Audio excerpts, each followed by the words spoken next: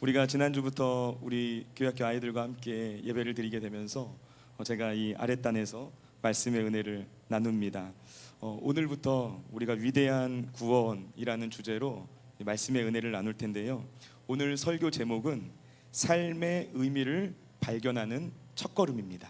자, 우리 다 같이 한번 읽어보겠습니다. 시작. 삶의 의미를 발견하는 첫걸음. 자, 창세기 1장 1절부터 5절까지 말씀으로 은혜를 나누겠습니다. 말씀의 은혜를 나누기에 앞서서 우리 성도님께 두 가지를 먼저 좀 부탁을 드리고 싶습니다. 첫 번째는 오늘 나눠드린 주보를 보시면 나눔으로 드리는 예배가 삽지되어 있을 겁니다. 지난주부터 이 나눔으로 드리는 예배를 삽지해서 우리가 함께 보고 있는데요. 우리가 예배를 드리는 시간이 중요하지만 이 예배를 드리는 시간만큼이나 더 중요한 것은 예배를 드린 이후의 시간이다라고 말할 수 있습니다. 예배를 드린 이후에, 예배를 마치고 난 다음에 우리가 우리의 삶의 영역으로 돌아가고자 했을 때 그때 우리가 들은 말씀을 얼마나 잘 기억하고 있는가, 그리고 그 말씀을 얼마나 많이 소화시키고 또 곱씹으면서 우리의 삶 속에 적용하려고 애쓰는가, 이것을 통해서 우리의 삶이 변화되는 결정적 차이가 일어나게 된다는 것이죠. 그래서 예배를 마친 후에 이 나눔으로 드리는 예배를 보시면 앞면에는 오늘의 설교 요약이 정리되어 있고요. 그리고 뒷면에는 세 가지 나눔 질문과 그리고 어른과 아이가 함께 나눌 수 있는 내용들이 정리되어 있습니다. 이 내용들을 한번 잘 활용해 보시면 좋을 것 같습니다. 앞으로 우리 교회가 구역 예배를 하게 되었을 때 그 구역 안에서 여기에 있는 이 질문들과 같은 내용들, 그 내용들을 통해서 우리 성도 간에 아름다운 신앙의 대화들을 나눌 수 있도록 방향을 잡아가려고 합니다. 그래서 우리가 지금은 내 개인에게는 내가 이 질문들 안에서 어떤 말을 할 수 있을까 개인적으로 생각을 해보시면서, 혹은 일기를 쓰실 수 있으면 일기 같은 걸 글을 한번 써보셔도 좋을 것 같고요. 가정에서 집으로 돌아가는 길에 차 안에서 부부가 또는 이제 자녀들과 여러 이야기들을 나누면서 이 신앙적인 대화들을 이어갈 수 있을 거라 생각합니다. 이렇게 이야기를 나누다 보면 많은 도전을 받게 됩니다. 분명 같은 시간 같은 장소에서 함께 예배를 드렸고 같은 말씀을 들었는데 저분이 깨닫게 된 은혜와 내가 깨닫게 된 은혜가 다르구나, 저런 것을 통해서도 하나님께서 은혜를 주시는구나 하는 것을 얻게 되는 것들이 있고요. 그리고 동시에 대화를 나누다 보면은 저분에게는 이런 기도 제목이 필요하구나, 나에게는 이런 기도 제목이 있는데 저분들이 나를 위해서 기도해 주겠구나, 이런 마음을 가지고 우리가 하나의 예수 안에서 하나 된 몸된 공동체로서의 신앙생활을 해나갈 수 있게 된다는 것이죠. 그래서 이 나눔으로 드리는 예배에 삽지되어 있는 내용들을 한번 잘 활용해 보시면 좋겠습니다. 지난주일 이 10명의 나병 환자 이야기를 했죠. 저도 집에 가서 이 어른과 아이가 함께 나누기, 저희 아이들과 함께 적용을 해보려고 이야기를 나눴습니다. 오늘 설교 말씀 뭐였어? 물어보니까 우리 아이가 10명의 눈병 걸린 환자가 있었어, 이렇게 이야기를 하더라고요. 이 나병인데 눈병으로 입력이 잘못돼서 입력이 잘못됐구나, 나병이 아니라 눈병이 아니라 나병이야, 이렇게 설명을 해주면서 그날 들었던 말씀들을 다시 한번 곱씹어보는 그런 시간을 가졌습니다. 우리 성도님들께서도 이 부분을 생각하시면서 나눔으로 드리는 예배를 잘 활용해 보셨으면 좋겠어요. 얼마나 수준 높은 대화를 나누느냐가 중요한 것이 아니라 우리가 신앙 안에서 얼마나 많은 대화들을 나누면서 예배를 드린 이후의 시간을 중요하게 생각하는가, 여기에 우리 신앙에 굉장히 중요한 성장의 비결이 있다라는 사실을 기억해 주시길 부탁드립니다. 그리고 두 번째로 부탁드릴 것은 우리 아이들이 예배 드리는 이 모습을 있는 그대로 받아들여 주셨으면 좋겠다 하는 점입니다. 여러분, 이 아이들과 함께 예배를 드린다는 게 사실 쉽지 않은 일입니다. 이건 어려운 일입니다. 우리는 대부분 신앙이 성장하게 되는 많은 삶의 과정을 거쳐왔습니다. 그래서 하나님과 독대하고 하나님의 은혜를 누리는 그런 삶의 순간들이 있었다는 것이죠. 근데 상대적으로 아이들에게는 그 시간이 짧습니다. 그래서 하나님 앞에 나가는 예배의 자리에서 집중하기가 어렵고, 예배에 우리가 보았을 때, 어른의 눈으로 보았을 때 잘 드린다라고 말할 수 있는 그런 모습들이 부족해 보이는 것이 사실입니다. 그리고 이건 너무 자연스러운 일이라는 거예요. 정신없고 산만해서 우리의 마음에 들지 않는 모습일 수 있다라는 것이죠. 여러분, 그런데 사실 잘 생각해 보면은 이렇게 예배를 드리게 되었을 때 이 예배의 자리에서 가장 힘든 분이 계십니다. 누군지 아십니까? 바로 부모님들이에요. 자녀와 함께 예배를 드리는 부모님이 제일 힘듭니다. 다른 아이들이 예배를 드리는 것은 삼자의 입장에서 이렇게 지켜볼 수 있습니다. 그런데 내 아이가 예배 드리는 모습은 참기가 힘들더라고요. 자녀를 데리고 있는 부모로서 느끼는 마음입니다. 혹시 내 아이 때문에 함께 예배 드리는 분들이 방해를 받지는 않을까? 우리 아이가 예배 드리는 그 모습으로 인해서 예배에 집중하지 못하게 되는 것은 아닐까? 이런 많은 것들이 신경이 쓰여서 예배를 드리는 데 있어서 어려운 마음이 든다라는 것이죠. 그래서 제가 부탁을 드리는 것은 어른들께서는 아이들이 예배를 드릴 때 이 아이가 어떻게 예배를 드리든 거기에 신경 쓰지 않으셨으면 좋겠어요. 주변에 계시는 분들. 그럼 우리 아이들의 예배는 어떻게 합니까? 우리 아이들에게는 선생님이 있습니다. 선생님들이 이 아이들이 예배를 잘 드릴 수 있도록 돕는 역할들을 해주실 거예요. 그런 방향 안에서 우리가 함께 예배를 드리는 이 자리를 잘 지켜나가면 좋겠습니다. 그리고 우리 모두가 이 예배의 자리에서 생각하고 고민하는 시간을 가졌으면 좋겠습니다. 무엇을 고민하고 무엇을 생각하는가? 이 아이들이 예배를 잘 드릴 수 있도록 우리가 해줄 수 있는 것은 무엇일까? 생각을 하는 것이죠. 고민을 하는 것이죠. 방법이 보이지 않을 때 사랑하면 방법을 찾게 된다라는 것을 우리는 기억하면 좋겠습니다. 우리 아이들을 정말 사랑하는 마음으로 바라본다면 이 아이들이 하나님께 온전하게 예배를 드릴 수 있도록 우리가 사랑하는 마음으로 이 아이들을 바라보게 되었을 때 방법을 찾게 된다는 거예요. 그래서 우리 아이들의 삶 속에 예배가 최우선순위가 되고, 그래서 예배가 기쁨이 되는 그런 시간이 올 수 있도록 기도하고 돕는 역할을 저희가 하는 것이죠. 혹시라도 이 아이들이 예배를 이렇게 드리면 우리 목사님 설교하는데 방해되는 거 아닌가? 뭐 이런 생각하시는 분 계실지 모릅니다. 그러나 여러분 전혀 신경 쓰지 않으셔도 됩니다. 저는 신경 쓰지 않으셔도 됩니다. 저는 교회학교 사역부터 청년 사역을 주로 했습니다. 그렇기 때문에 이 아이들이 예배를 드리는 모습이 익숙합니다. 그리고 사실 그렇지 않습니까? 우리 아이들 주일에 이렇게 예배 자리에 나와서 하나님 앞에 나아갔다는 것 자체가 너무나 귀하고 복된 일 아닙니까? 우리가 그 믿음으로 우리 아이들을 볼 수 있다면 이 아이들이 예배의 자리에서 하나님을 경험할 수 있다는 거예요. 그리고 하나님의 은혜를 누릴 수 있다는 것이죠. 일주일 그 168시간이라는 긴 시간 동안 한두 시간 정도 교회에 나와서 예배를 드리는데 그 예배의 자리에서 혼나고 야단 맞고 그러고 집에 돌아간다고 생각을 해보세요. 그러면 이 아이들에게 있어서 교회란 어떤 공간일까요? 힘들고 어려운 공간들이 되는 것이죠. 그래서 우리 아이들이 즐겁게 하나님을 예배하고 또 이 예배가 마친 후에는 우리 아이들이 부서실로 가서 2부 순서를 할 겁니다. 그 순서 안에서 아이들이 서로 뜨겁게 재밌게 뛰어놀고 교제하는 그런 시간을 가질 수 있도록 기도해 주시고 중보해 주시기를 부탁드리겠습니다. 얘들아 잘할 수 있지? 화이팅! 화이팅! 자, 우리 아이들의 격려의 박수 하겠습니다. 자, 오늘부터 우리는 위대한 구원이라는 주제로 말씀의 은혜를 나눕니다. 우리의 신앙에 있어서 가장 중요한 것이 무엇인가? 이 구원이라는 말로 정리해 볼 수 있습니다. 우리가 성경을 읽거나 또는 설교를 들으면서 이 교회 안에 나와서 예배를 드릴 때 윤리적이고 도덕적인 내용을 들을 수 있습니다. 그리고 우리의 마음 가운데 힘든 삶 속에서 위로를 주는, 평안을 주는 그런 말씀들을 들을 수가 있죠. 이 모든 것들이 우리가 교회에 나와서 신앙생활을 하며 하나님을 예배할 때 얻게 되는 유익이라고 말할 수 있습니다.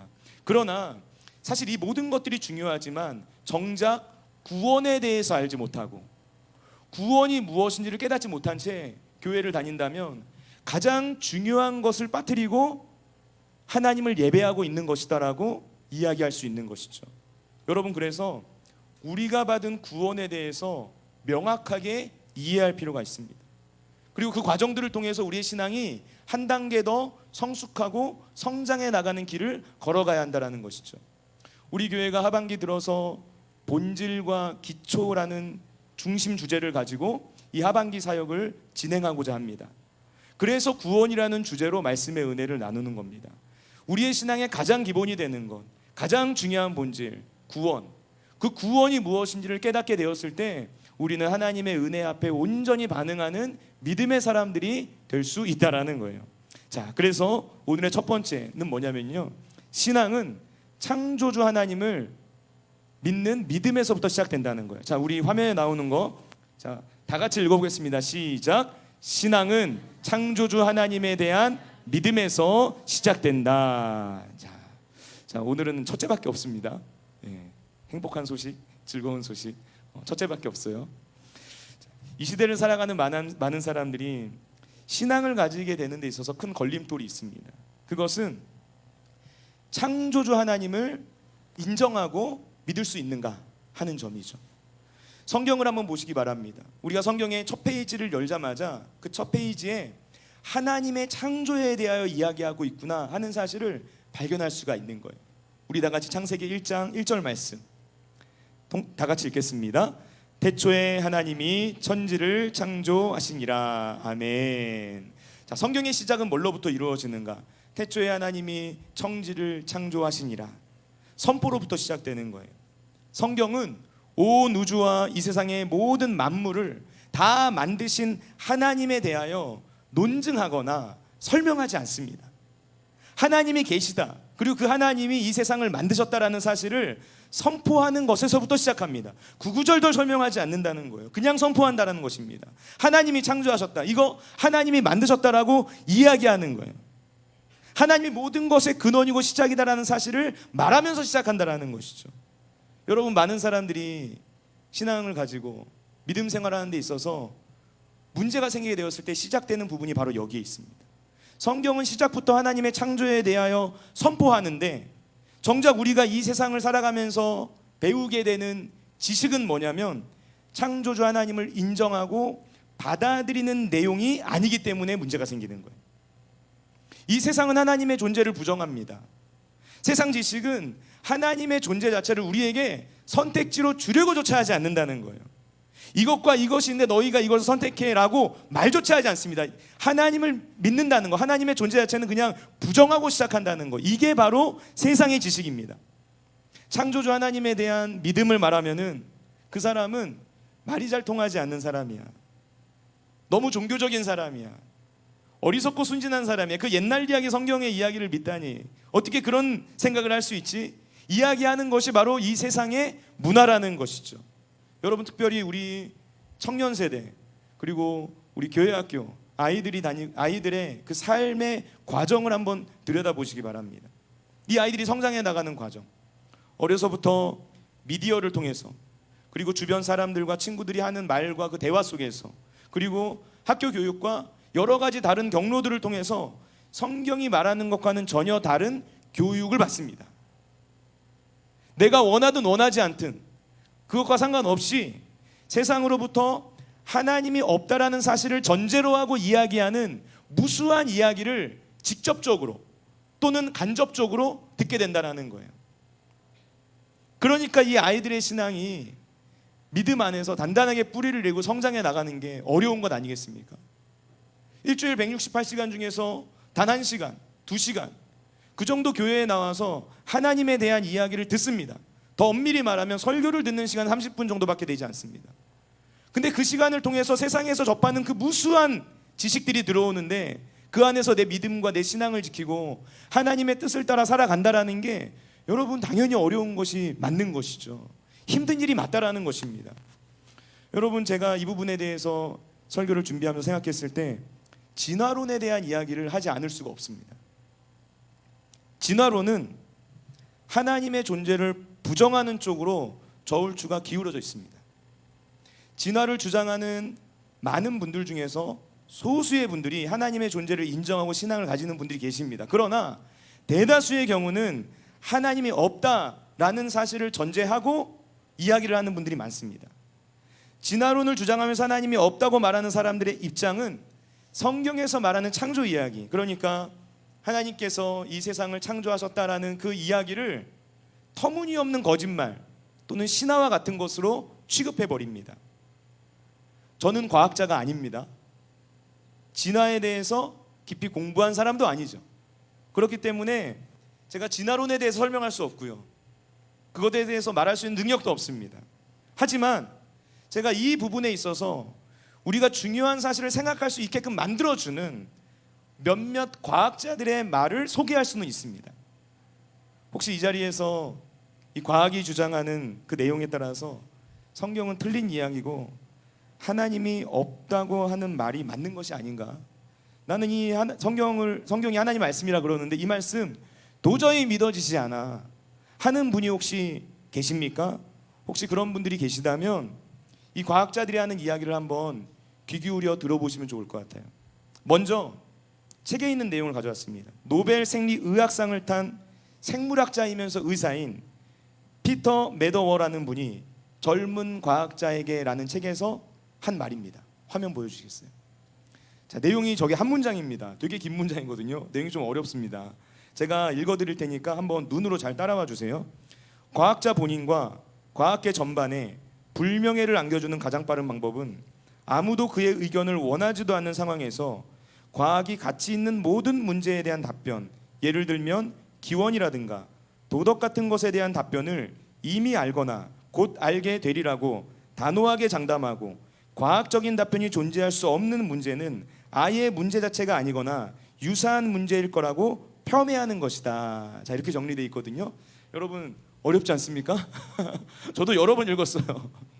간단하게 정리해 드릴게요. 지금 무슨 말 하는 거냐면요, 이 과학자가 말하는 핵심은 과학이 이 세상이 가지고 있는 어떤 가치 있는 문제에 대해서 모든 답을 제시할 수 있다는 생각은 오만한 생각이다라고 이야기하는 거예요. 이 세상에 수많은 문제들이 있습니다. 어려움이 있습니다. 인간이 풀지 못한 숙제들이 있습니다. 그런데 거기에 대하여 과학이 모든 답변을 다 내려줄 수 있다라고 생각하는 것은 잘못된 태도라는 거예요. 과학자로서. 그리고 그것에 대한 구체적인 예를 드는데 무슨 예를 들냐면 인류의 기원, 다시 말해서 창조에 대한 이야기, 그리고 도덕에 대한 거, 윤리, 인간이 가지고 있는 양심이라는 게 있잖아요. 동물과 다른 차이점. 인간에게 왜 도덕과 윤리, 양심이 존재하는가에 대한 부분을 과학은 설명해 주지 못한다는 거예요. 거기에 대한 답을 제시할 수 있다라고 여기는 태도 자체가 오만한 태도라는 것입니다. 저는 이런 측면에서 우리나라의 그 진화생물학자로 유명하신 최재천 교수님이라는 분이 계시거든요. 그분이 했던 이야기가 굉장히 기억에 남더라고요. 영상으로 제가 가져와 봤습니다.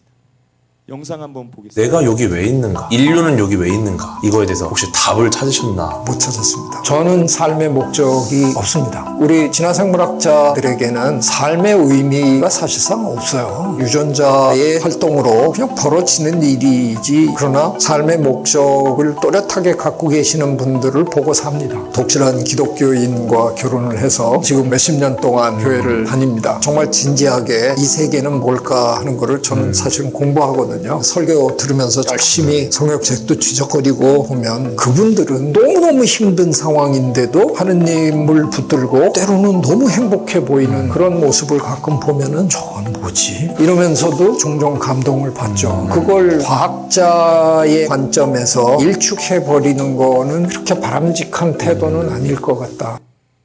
네, 자, 지금 진화생물학자시거든요. 무신론자입니다. 쉽게 말하면 신은 없다라고 생각하는 거예요. 그러면서 시작하면서 무슨 말을 합니까? 삶의 의미는 없다고 생각한다.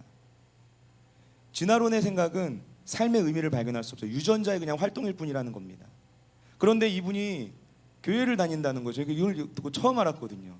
아내분이 교회를 열심히 다니신다. 그러면서 하는 얘기가 교회에서 신앙생활하는 분들을 보니까 그분들이 삶의 어려움 가운데서도 삶의 의미를 발견하고 그 가운데서 어떻게 살아갈 수 있지, 저 상황에서 저런 삶을 어떻게 유지할 수 있지 하는 그런 생각을 하면서 성경을 보게 되고 말씀도 듣게 되는 이런 과정, 이런 삶을 살아가고 있다라고 고백하고 있는 것이죠.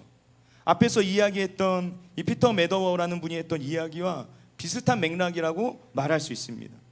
진화론이 진리라고 믿는다면 거기에는 어떠한 삶의 의미도 발견할 수 없는 거예요. 인생이 무의미해집니다. 내가 왜 사는지, 내가 사는 인생의 의미와 목적이 무엇인지 어떤 답도 찾을 수 없다는 것이죠.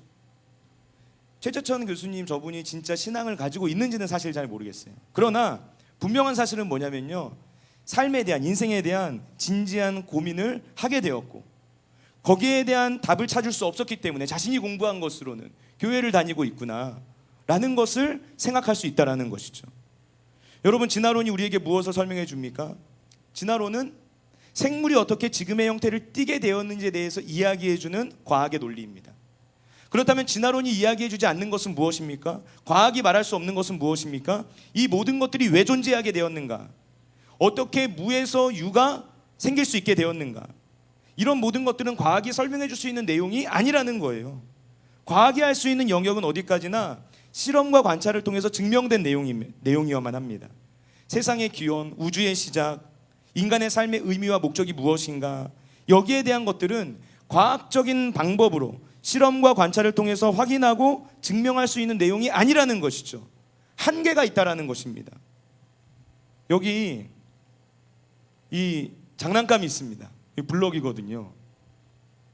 얘들아, 블럭 가져왔어. 지금 여기 보면은, 뜯어보면은요, 여러 부품들이 있어요. 부품들이, 그쵸? 그리고 여기 뭐가 들어있냐면 오토바이 블록 조립 설명서가 있습니다. 설명서가 있죠. 자, 여러분, 너무 자연스러운 거 아닙니까? 이걸 만든 사람이 있을 거예요. 구상한 사람이 있을 겁니다, 머릿속에. 그러니까 이걸 만들 수 있도록 재료를 주고 그리고 설명서를 만드는 것이죠. 우리가 이 블럭을 보면서 뭘 느끼게 되냐면, 이 블럭은 누군가 만든 사람이 있고 설명서가 존재하는 것이다라는 사실을 자연스럽게 생각하게 된다는 거예요. 어떤 물건이 있으면 그 물건을 조립할 수 있도록 설계도가 있는 것이고, 그리고 그 누군가는 이 설계도가 작성될 수 있도록 만든 사람이 있다라는 것입니다. 영상 한번 볼게요. 반도체 칩 영상이거든요.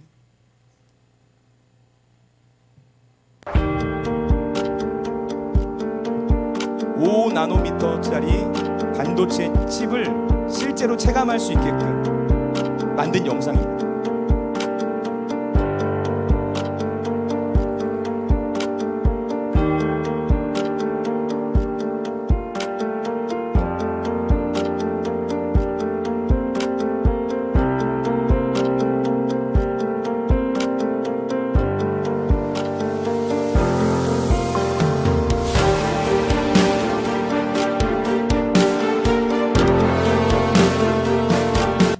자, 인간이 가지고 있는 어마어마한 과학 기술로 손톱만한 반도체 칩 하나를 만들면 그 안에 책 200만 권 정도의 정보가 들어갈 수 있다고 하더라고요. 그런데 거기에 비하면 인간의 몸에는 이것보다 수백만 배나 더 많은 정보가 DNA 안에 들어가 있습니다. 인간의 DNA 안에. 작은 반도체 하나를 만드는 데 설계도가 있어야 되고, 그 설계도를 만들기 위해서는 전문적인 지식을 가지고 있는 사람이 있어야 된다는 거예요.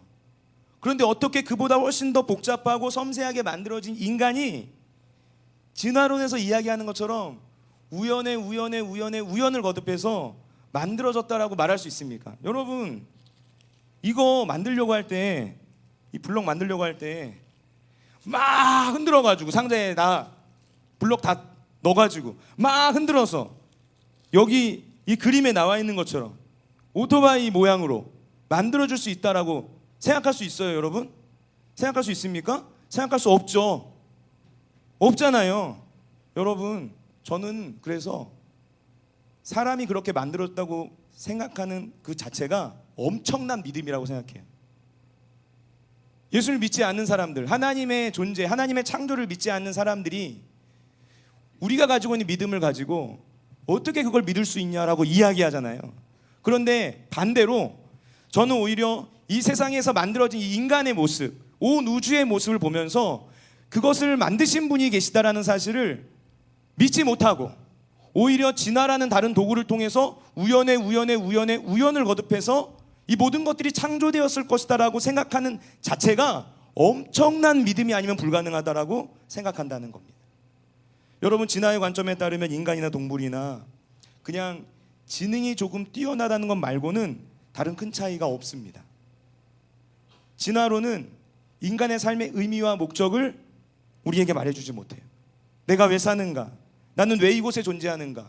우리 인생의 의미와 목적이 무엇인가? 나는 어디서부터 와서 어디로 가고 있는가?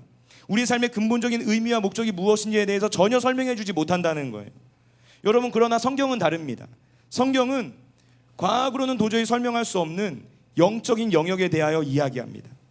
우리의 삶의 의미와 목적이 무엇인지에 대해서 이야기해 줍니다. 나는 왜 존재하게 되었는가? 우리는 왜 태어났고 무엇 때문에 사는가? 우리가 삶을 살아가는 데 있어서 가장 중요하고 필요한 본질적인 영역에 대해서 말해준다라는 것이죠. 여러분, 우리 삶의 진정한 의미와 목적은 창조주 하나님을 인정할 때 시작됩니다.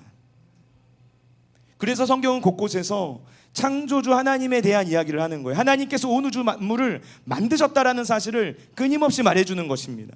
우리 성경 한번 읽어보겠습니다. 이사야 40장 26절과 히브리서 3장 4절 말씀, 우리 연속해서 읽겠습니다. 너희는 눈을 높이 들어 누가 이 모든 것을 창조하였나 보라. 주께서는 수요대로 만상을 이끌어내시고 그들의 모든 이름을 부르시나니 그의 권세가 크고 그의 능력이 강함으로 하나도 빠짐이 없느니라. 집마다 지은이가 있으니 만물을 지으신 이는 하나님이시라. 아멘. 여러분, 성경이 분명한 사실을 말하지 않습니까? 온 우주 만물을 만드신 분이 있다라는 거예요.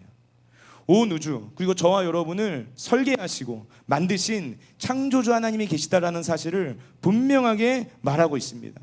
여러분, 이 사실을 믿으십니까? 여러분, 진정으로 이 사실을 믿으십니까? 여러분, 이 시대의 많은 사람들을 보면은 창조주 하나님의 존재를 받아들이지 않습니다. 하나님의 존재를 부정하고 의심하는 목소리가 점점 더 높아집니다. 하나님이 있다고 말하는 사람들을 어리석고 무지한 사람들로 취급해버립니다.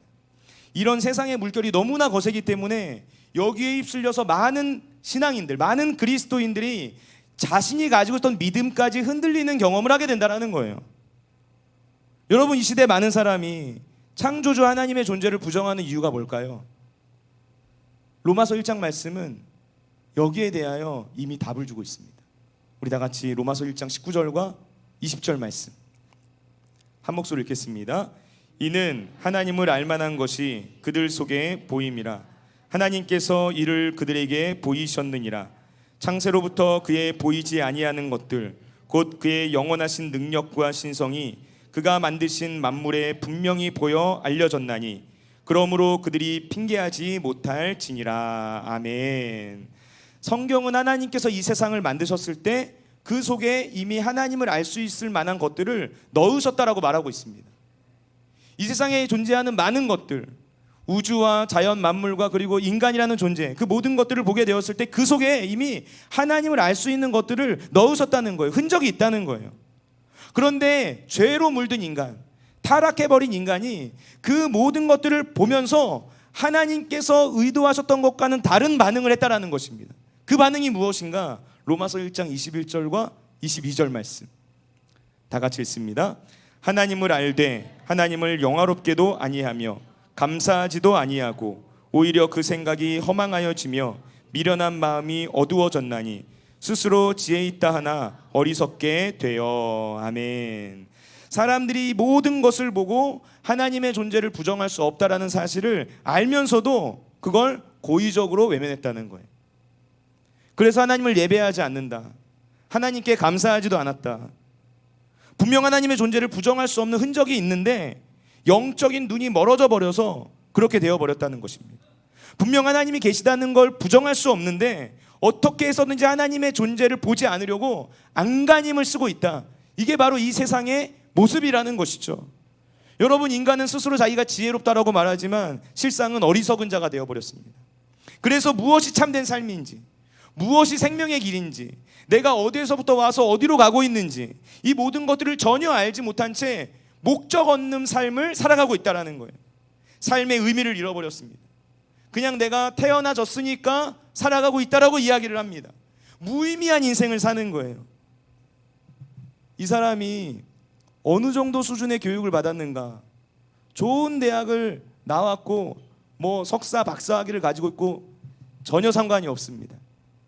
어떤 나라에 살고 있는가, 또는 이 사람이 어떤 일을 알고 있는가, 이것과는 전혀 상관이 없다라는 거예요. 영적인 눈이 멀어버리면 하나님이 보이지 않는 것입니다.